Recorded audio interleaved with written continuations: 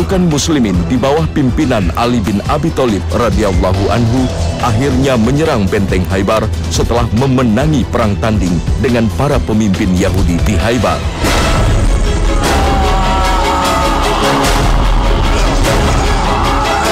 Kaum Yahudi hanya melakukan perlawanan dari dalam benteng tanpa melakukan perlawanan di lapangan terbuka. Hingga akhirnya kaum muslimin berhasil mendobrak pertahanan terakhir kaum Yahudi di benteng-benteng kokoh di Khaybar, lembah Oasis, sekitar 150 km dari kota Madinah. Inilah perang yang kemudian dikenal dengan Perang Khaybar pada tahun 7 Hijriah. Perang Khaybar inilah yang kelak menjadi momentum dan semboyan kaum muslimin yang mematahkan mitos kekuatan dan kehebatan kaum Yahudi.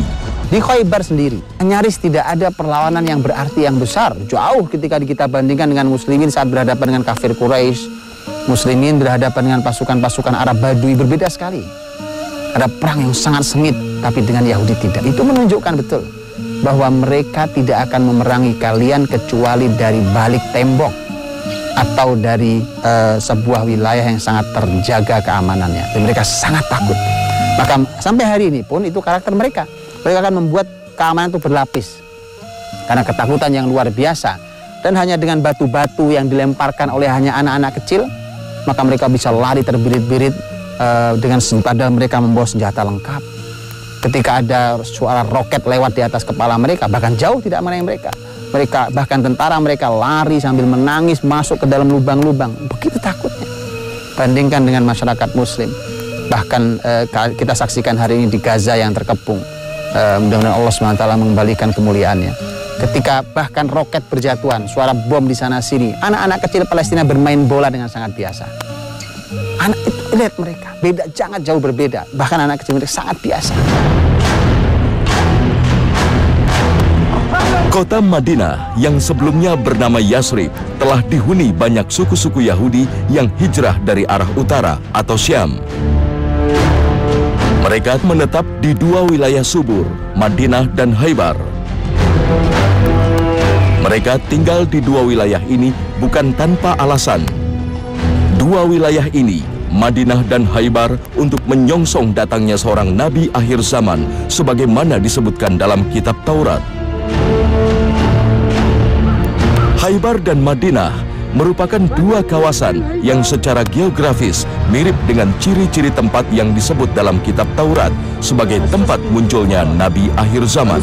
Ya ma'asyara Yahud, ya bani Quraidah wal Nadir wa Qainuqa, fa inni innama qadimtu hadhihi al-baldah antadhiru khuruj nabiyyin qad adalla zamanuh. وهذه البلدة يثرب مهاجره فكنت أرجو أن يبعث فأتبعه وقد أضلكم زمانه فلا تسبقن إليه يا معشر يهود. Aslinya, sebenarnya mereka yang saat itu adalah bangsa yang tertindas, bangsa yang lemah. Mereka sedang menunggu kehadiran Nabi yang terakhir. Karena mereka semua sadar, mereka semua tahu bahwa mereka ketika bersama Nabi, mereka besar. Bersama Nabi mereka memimpin. Lihatlah saat mereka bersama Nabi Yusuf, lihatlah saat mereka bersama Nabi Musa. Kita lihat bagaimana kebesaran mereka. Tetapi sayangnya, datang Nabi, mereka musuhi. Datang Nabi, bahkan mereka bunuh. Inilah bangsa aslinya, bangsa Yahudi aslinya. Tetapi saat mereka sedang jatuh, siapa yang mereka cari? Nabi. Maka ketika mereka tahu akan hadir Nabi yang terakhir, maka dan itu tercatat dengan lengkap dalam kitab suci mereka. Ciri nabinya secara fisik bahkan secara akhlak, ciri tempat yang akan membesarkan dakwah Nabi yang terakhir, maka mereka cari. Di antara cirinya adalah bahwa kota yang akan membesarkan Nabi SAW dengan dakwahnya itu adalah sebuah kota yang banyak pohon kormanya dan diapit oleh dua harroh, yaitu dua tanah berlapang yang berbatu hitam lancip-lancip. Dan oleh para ahli sejarah disebutkan bahwa kota yang seperti itu di Jazirah Arab ada dua. Yang satu Khaybar dan yang kedua adalah Madinah atau Yathrib dahulunya. Maka tidak aneh ketika orang-orang Syam Yahudi Syam yang bergerak dari arah utara itu sebagian berhenti di Khaybar, berkumpul banyak di sana, dan sebagian sampailah di kota Yathrib atau kota Madinah, dan mereka membuat komunitas di tempat tersebut. Nah, orang-orang Yahudi yang ada di kota Madinah itu dengan yang di Khaybar sekalipun, aslinya mereka menunggu kehadiran Nabi yang terakhir. Iqra bismi rabbikal ladzi khalaq. Ya ma'syara Quraisy, Muhammadun Rasulullah sallallahu alaihi wasallam. Namun saat Muhammad sallallahu alaihi wasallam diangkat menjadi Rasul utusan Allah di Mekah, lalu hijrah ke Madinah, kaum Yahudi Madinah justru mengingkarinya.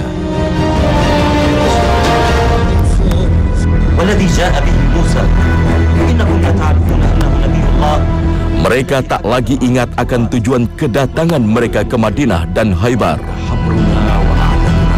Kaum Yahudi bahkan selalu memprovokasi dan menebar fitnah untuk membunuh Rasulullah Sallallahu Alaihi Wasallam dan menghancurkan kaum muslimin. Sifat yang selalu membuat kerusakan dan kejahatan inilah yang diyakini sebagian penafsir sebagai kerusakan pertama dari dua kerusakan yang dilakukan kaum Yahudi seperti yang disebutkan Allah dalam surat Al-Isra ayat 4. وَقَضَيْنَا إِلَى بَنِي إِسْرَائِيلَ فِي الْكِتَابِ لَتُفْسِدُنَّ فِي الْأَرْضِ مَرَّتَيْنِ وَلَتَعْلُنَّ عُلُوًّا كَبِيرًا.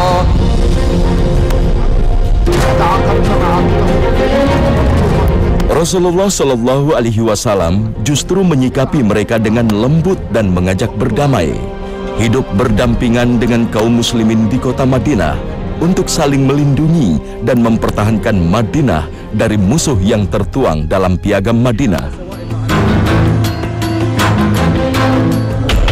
Namun sifat dengki, khianat dan dusta mendorong mereka kembali memusuhi kaum muslimin. Mereka kembali membuat kerusakan.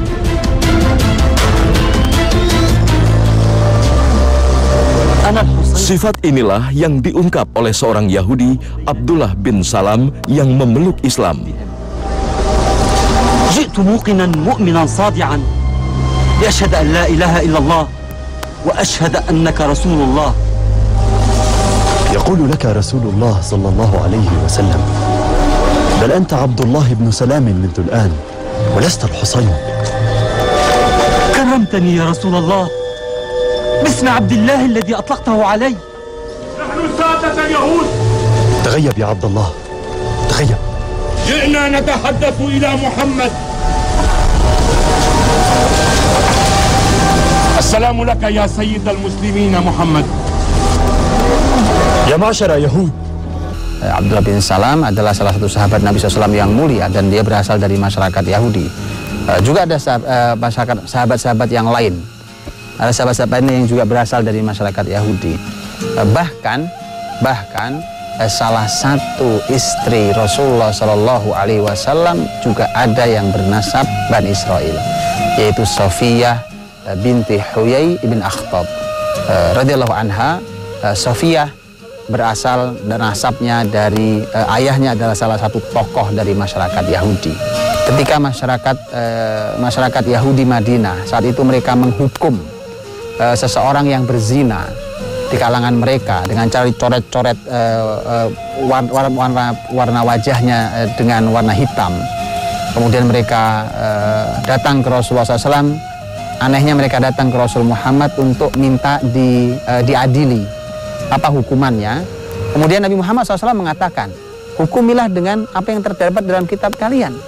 Kemudian mereka mengatakan, di dalam kitab kami tidak ada hukumannya kecuali dicoreti wajah dengan warna hitam. Saat itu bersama Rasulullah SAW ada sahabat mulia Abdullah bin Salam yang beliau mengerti tentang Alkitab karena dulu aslinya dia adalah masyarakat Yahudi, dari keturunan Yahudi atau beragama Yahudi. Maka Abdullah bin Salam berkata, ya Rasulullah, suruh mereka mengangkat tangannya karena tangan mereka menutupi Alkitab yang mereka bawa. Dan kemudian begitu diangkat, disuruh mereka membaca, ternyata ayat rajam itu ada dalam kitab mereka. Satu persatu suku-suku Yahudi berkhianat terhadap perjanjian dengan kaum muslimin. Maka Rasulullah Shallallahu Alaihi Wasallam menindak tegas kaum Yahudi.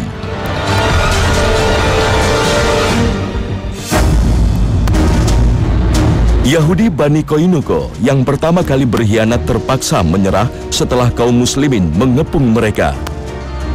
Kaum Yahudi Koinuko kemudian diusir sejauh mungkin dari Madinah.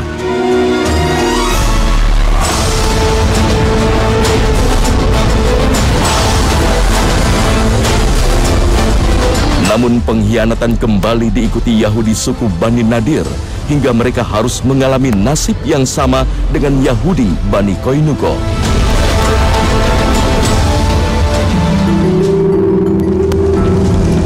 Diusirnya Yahudi Bani Koinuko dan Bani Nadir tak juga membuat jera suku Yahudi lainnya.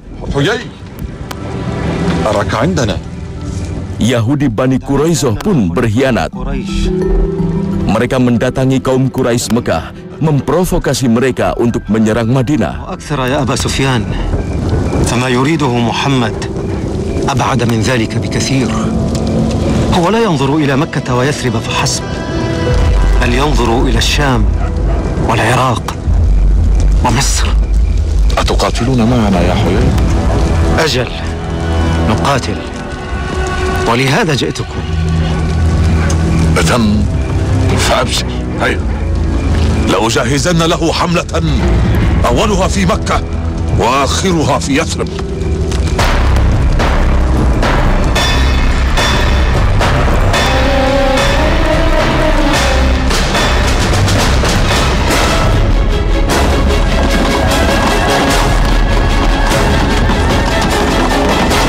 Akibatnya, pada tahun 5 Hijriah, kaum Quraisy dengan kekuatan penuh dipimpin Abu Sufyan bergerak mengepung kota Madinah.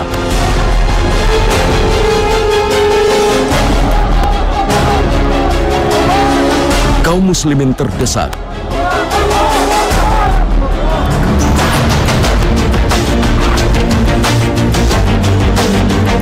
Namun atas usulan sahabat Salman Al-Farisi, kaum muslimin membuat parit untuk menghalau kaum Quraisy.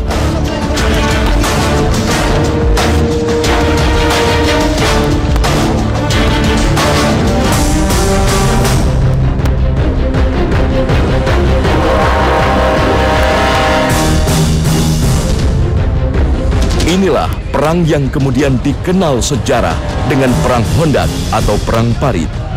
Al-Quran bahkan mengabadikannya dengan sebutan Al-Ahzab hingga menjadi salah satu surat dalam Al-Quran.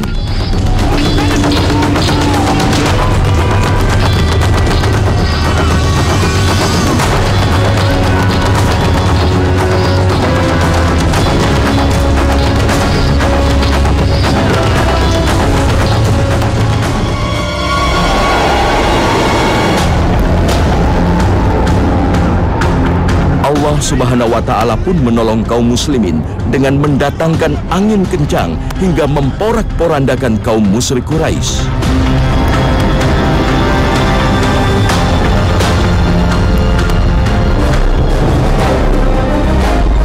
Suku Yahudi Quraizoh yang menjadi penyebab terjadinya perang kemudian dikepung kaum muslimin.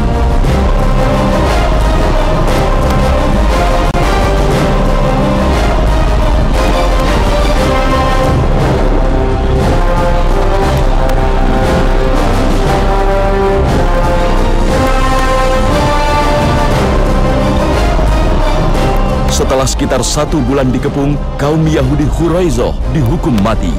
Yang menjatuhkan hukuman sebenarnya adalah teman mereka sendiri. Di masa lalu Yahudi akrab dengan orang-orang pemimpin-pemimpin Arab Madinah, Aus dan Khazraj.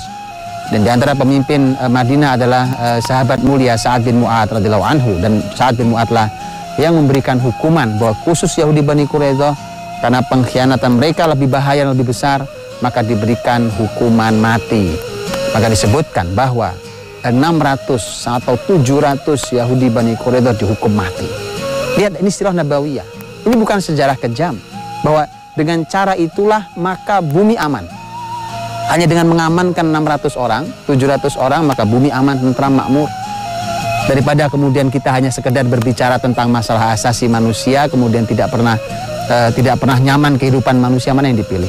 Yang mengorbankan 1, 2, 3, bahkan mungkin 600, 700 orang, tetapi masyarakat bumi yang dalam jumlah sangat banyak hidup dengan amat tentram karena ketiadaan orang-orang yang memang biasa mengganggu kenyamanan hidup manusia di dunia ini. Maka Rasul memberikan hukuman yang sangat tegas pada masyarakat Yahudi Bani Quraidah. Mereka yang diusir, mereka larinya ke arah Khaybar. Dan makanya Khaybar itu adalah merupakan benteng terakhir bagi masyarakat Yahudi. Dengan begitu, kaum Yahudi di Madinah nyaris tak lagi tersisa.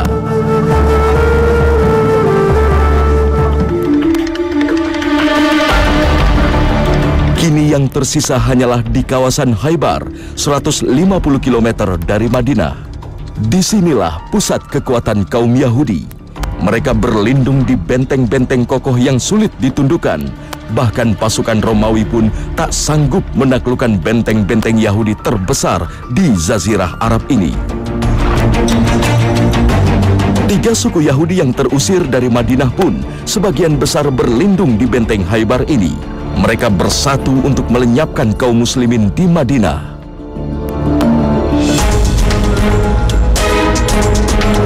Kaum muslimin kemudian bergerak ke Khaybar yang ditempuh selama 3 hari dari kota Madinah. Karena pentingnya perang ini, Rasulullah Shallallahu Alaihi Wasallam sendiri yang memimpin pasukan muslimin.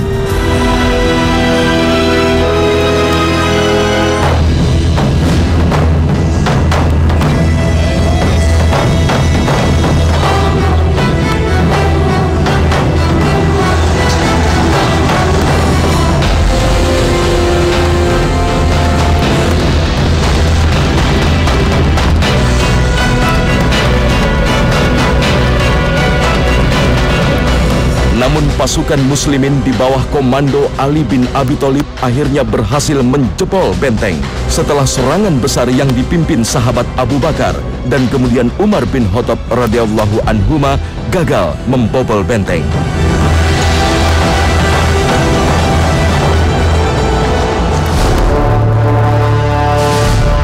Khaybar diserahkan pada muslimin.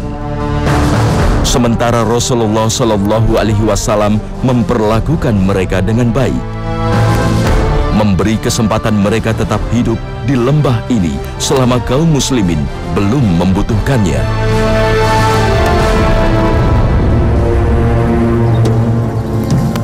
Meski kondisi kalah pun, upaya membunuh Rasulullah Shallallahu Alaihi Wasallam tetap dilakukan kaum Yahudi. Seorang wanita Yahudi sempat memberi makan daging kambing yang dilumuri racun kepada Rasulullah Shallallahu Alaihi Wasallam. Peristiwa yang nyaris merenggut nyawa Rasulullah Shallallahu Alaihi Wasallam dan sekaligus menjadi salah satu penyebab wafatnya Rasulullah Shallallahu Alaihi Wasallam beberapa tahun kemudian.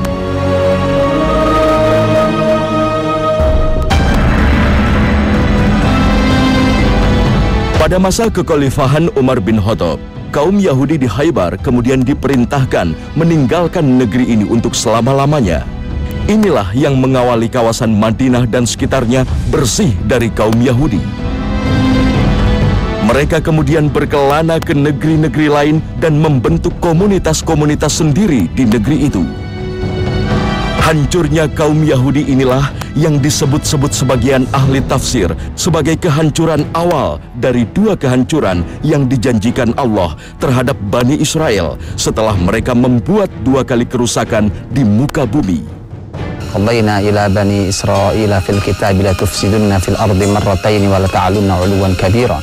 Dan orang-orang Bani Israel itu mereka telah ditetapkan bahwa mereka akan berbuat kerusakan di muka bumi ini 2 kali dan mereka akan berlaku sangat sombong di 2 kali itu. Nah, para ulama berbeda pendapat tentang kapan 2 kali ini. Ada yang mengatakan bahwa 2 kali ini dua-duanya telah lewat, sudah pernah terjadi dahulu sebelum zaman Nabi Muhammad Shallallahu Alaihi Wasallam. Tapi sebagian ahli tafsir mengatakan bahwa yang pertama sudah lewat di zaman Nabi Muhammad SAW dan yang kedua terjadi hari ini. Betapa mereka lah yang mengendalikan peradaban, peradaban yang rusak, peradaban yang penuh dengan keangkuhan dan kesombongan. Untuk itu mereka melakukan kerusakan di kali yang kedua ini. Dan Allah Subhanahu wa taala menyampaikan di dalam ayat dalam surah Al-Isra tersebut bahwa فَإِذَا جَاءَ وَعْدُ أُولَاهُمَا بَعَثْنَا عَلَيْهِمْ عِبَادًا لَنَا أُولِي بَأْسٍ شَدِيدٍ فَجَاسُوا خِلَالَ الدِّيَارِ. Bahwa ketika kali pertama datang, bahwa mereka besar, kemudian mereka sombong, angkuh, kemudian berbuat kerusakan di muka bumi. Setelah itu maka Allah mengirimkan kepada mereka hamba Allah yang kuat, yang sangat kuat, kemudian menghancurkan mereka, bahkan masuk ke rumah-rumah mereka. Kehancuran itu sampai ke dalam rumah-rumah mereka.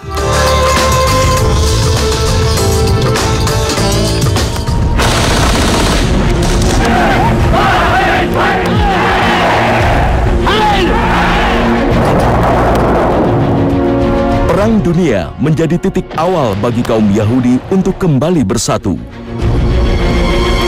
Melalui Inggris, kaum Yahudi yang terpencar di seluruh negeri kembali mendapat angin. Mereka mendapatkan kesempatan untuk kembali berkumpul di Palestina, negeri yang disebut-sebut mereka sebagai negeri yang dijanjikan.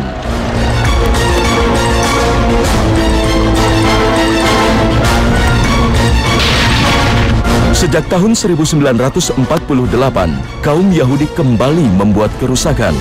Mereka merebut tanah-tanah milik penduduk Palestina dan mengusirnya.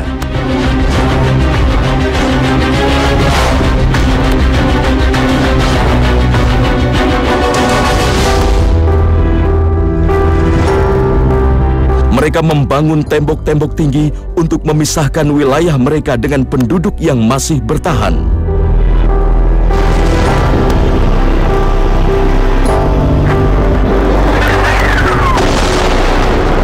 Berbagai serangan terus dilancarkan ke kantong-kantong Palestina.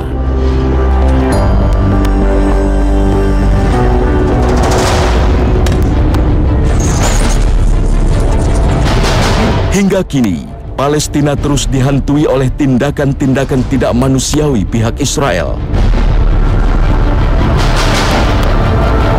Entah sampai kapan semua ini berlangsung, namun janji Allah pasti akan datang. Kehancuran kedua, sebagaimana dijanjikan Allah Subhanahu wa Ta'ala terhadap Bani Israel pada surat Al-Isra, pasti akan tiba. Janji bersyarat yang ditetapkan Allah Subhanahu wa Ta'ala kepada para hambanya.